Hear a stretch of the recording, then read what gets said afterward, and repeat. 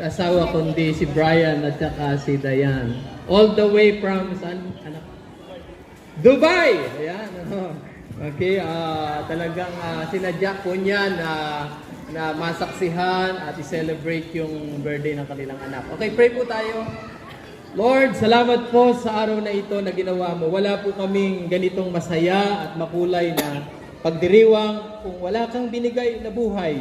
At yun po ay si Brianna. Lord, walang masaya na celebration kung hindi mo dinagdagan ang taon ni Brianna. Lord, we give you all the honor. You are the giver of life. And Brianna is the receiver of life.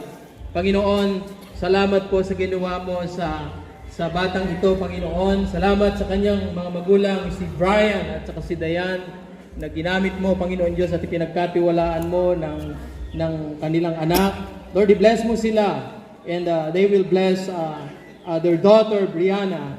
Panginoon, patuloy mo pong bigyan ng maayos na kalusugan at kalakasan si Brianna. At Panginoon Diyos, si patuloy na lumaki, Panginoon Diyos, na nakikilala ang kanyang manlilikha, ang kanyang manunubos, at Panginoon na dapat niyang paglingkuran. Dakilang Diyos, I pray na kayo po ang patuloy na mag-bless kay Brian and Dayan, O Lord, to provide the needs of Brianna. Panginoon, salamat po sa bawat isa na nandito na naging bahagi po ng makulay na pagdiriwang ng ika-7 taon ni Brianna. I-bless niyo din po sila, Panginoon. At sa aming pagsasalusa